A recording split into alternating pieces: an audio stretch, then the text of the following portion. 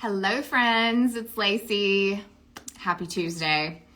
Tuesdays are generally one of my favorite days of the week because Monday is our head down, focus on the team, crunch the numbers, have meetings, check in with clients, get our act together day. And then Tuesday is the first day of the week that I feel like, okay, now I get to breathe a minute and I get to kind of move forward on all of the things that we decided we were going to do yesterday as we were doing all of our weekly forward planning. Hi everybody who's jumping on. Happy to see you guys. Appreciate it so much. Hey Indy. So here's what we're going to talk about today. Thank you for joining me, everybody who's showing up right now. But what I want to talk about is something that I'm seeing with so many high achieving agents. And if you're one of those few who are in the category of just got their real trends 1.5%, ranking recently, which PS, I have some content coming about that specifically. But if you are a high performer in any category, you're who I'm talking to right now, because this is what I'm seeing. People, real estate agents that are doing well on paper, that is not the full story.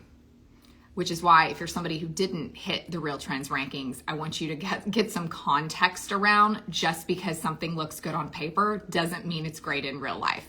Because the reality of the top producers is that so many of us, we are producing, we are respected, we look successful. Under the surface, you're tired, you're stretched way too thin, and you're secretly wondering what is wrong with me that this feels so hard? If anybody can relate to that, please let me know. I've felt that way many times throughout my career, and I see it with so many people. So this is a sign, not that you are doing something wrong, that you don't know something that you need to know. It just means that you are likely, the way that you have built your business is not in a way that is supporting you as the owner. And so where this really came up in the biggest way for me was in 2021. Our real estate team hit $100 million in sales in 2021. And at the time, that was with 3 producing agents. Okay, so you can do the math. We were insanely busy. Hi, Tim. And it all looked great. It all looked great on paper. We were getting accolades. We all felt really great about ourselves. We were patting ourselves on the back. And also, for the first time ever in the history of our team, there were tears. Not just me, not just 1 or 2 people, and not just once or twice. Tears became something that we were dealing with on a fairly regular basis. And that was the point that we realized that we had just honestly outgrown our systems.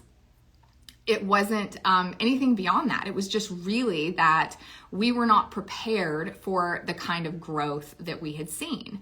And again, we looked great on paper. Everybody was like, y'all are doing a great job, but they didn't know what was really happening deep down and how we felt. And so, in what else was happening that was honestly even worse than tears at the office was that I was really exhausted. I was getting burnout. I was snapping at my kids. I was personally running on fumes. And I was starting to secretly resent my business. And that was my wake-up call. When something looks technically successful, but feels like that, it means that it's not sustainable. And so if you are feeling that way right now, I'm going to give you here the 3 biggest signs that your business is quietly draining your energy, and of course, what to do instead. So the first sign that your real estate business may be secretly draining your energy, or maybe not so secretly, is that you all of a sudden feel low-key resentful about the clients that you usually love. Not the bad ones that we never love, but the ones that we really love. If all of a sudden we kind of start feeling a little bit resentful towards them, when we start cringing when the phone rings, when we, flinch, it's a sign of overwhelm. It's not laziness, it's just overwhelm. And that's a red flag for your nervous system. Your capacity is maxed out, your boundaries are too loose. And so if you are feeling or noticing in yourself one of this very first signs, hi Mike, of misalignment in your business, then what I want you to do instead is I want you to audit where you are overgiving. I want you to think about where in your calendar you're saying yes when you should be saying no. And where are you making exceptions to the way that you have decided that you're going to run your business? Where are you making exceptions out of scarcity? You may be, and one of the agents on my team yesterday was actually saying that she's got a buyer in Fayetteville. I don't even know where that is. Okay, that is so outside the general area geography where we sell. And the market's tight and she decided to say yes to this. But the reality is her choosing to drive 45 minutes or an hour to an area that is not in our typical wheelhouse means that she's choosing to spend a bunch of time on the interstate that she could be choosing doing something else that could be more productive in her business. And so I want you to just think about, like, where are you making exceptions that are costing you energy? So the second sign that you have a business that is secretly or not secretly draining your batteries is that you are customizing everything. Okay, so every email, every pitch, every transaction, it's all manual. You're doing it your way. And a lot of us like stand on our, little pedestal and we're like, oh, everything we do is custom to the client. Okay, well, doing everything custom to the client just means you haven't actually systematized anything.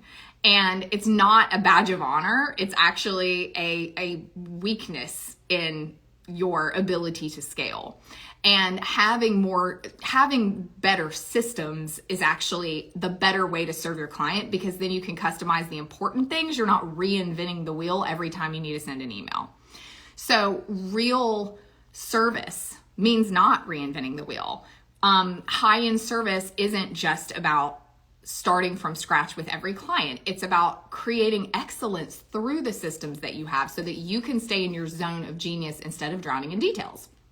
So here's what I want you to do instead, if you're resonating with this one, is I want you to build templated frameworks for any repeatable task. Your listing prep, your buyer intake, your weekly touch points, your weekly team meeting should have an agenda. You shouldn't show up every week with your team and be like, hey guys, how was the weekend? What's happening? All right, what do we need to talk about today? You should have a repeating agenda that you hit every single time. And that meeting doesn't need to take an hour and a half. It could take 45 if you did that and you kept everybody on track. So it's really just optimizing your systems. So the third sign that your business is secretly or not secretly draining your energy is that you panic when you unplug. Okay, let me know if you can relate to this. So when you unplug, you actually start to feel anxiety. If you leave your phone in the other room, you feel it in your chest. Can anybody else relate to this besides me? You try to take a weekend off and your brain spirals with worst case scenarios. You're losing sleep. These are not just signs of anxiety, though they are signs of anxiety. It's also a sign of fragility in your systems. They are not strong. If you had strong systems, you would be able to breathe when you step away. You would have confidence that the systems that you've created will allow you to remove yourself and they will continue functioning and you're not the bottleneck. So what I want you to do instead, if you resonate with that one, is I want you to start by identifying the top 3 things that go wrong in your business when you do step away. So many agents look at their businesses and they're like, they could give me 20 things that could be improved. But when we have 20 things we know that we need to improve, we're not going to improve any of them. So pick the 3 things that if you improved would make the very biggest impact, either in your time, your bandwidth, your revenue, affect the most people, and just start with those things and then build fail-safes in on those. That might mean an autoresponder. It might mean hiring a virtual assistant. It might mean just starting over from scratch and creating a really clean process for your pipeline. Because here's the thing, y'all, is if you were one of these people, if you're this top producer that feels like your battery is drained, it isn't about you needing to be less ambitious. It isn't about anything like that. It's about that you just need to build a business that doesn't collapse when you need to take a breath. So if any of this hits home for you, I hope that it does. What I need you to know is you don't need to burn it all down. And most importantly, you don't need to do more. If anything, you probably need to do less So many times I'll be in my coaching calls with my students in the Elevated Agent Collective, and they'll be like, what are the top 10 marketing things that I should be doing? And I'm like, well, number one, you shouldn't do 10. You should do 2 or 3 and do them a lot and really well. It's not about doing more. It's actually about doing fewer things, but the things that you really love to do and that are in your wheelhouse, because those are the things you will do, as opposed to all the stuff that you could do, but you're not going to do. And if you would have done it, you would have done it already. So let yourself off the hook about those things. Pick 1 or 2 things that you can go deep on, and you can become the best at doing those. So if any of this hits home and you're like, I would love to hear more about these types of things and how I've overcome this stuff, because I'm not perfect. This is a journey that I'm still living each and every day. But I recorded a private podcast where I walk you exactly how I rebuilt my business from scratch, not just for profit, but for actually the purpose of having a life that supports me and allowed me to spend as much time with my kids as I wanted to. And again, it's a total journey, but if you're interested in listening to my private podcast where we go a lot more deeply into some of these things, just DM me the word boundaries, one of my favorite words, and I'll send you the episode. So it's called Buyers, Boundaries, and Balance, How to Elevate Your Real Estate Business Without Burning Out. And it's just a behind the scenes look at how I've created a business that supports my life. So DM me the word boundaries. I will send you the link so that you can go listen to this free private podcast. And what I want to leave you with is that you deserve more than just success in real estate. You deserve to have a life that, hi, Allison, I will see you in a few minutes. You deserve to have a business that supports your life, not the other way around. And if you are a top producer, you deserve to feel supported by the things that you've worked so hard to build.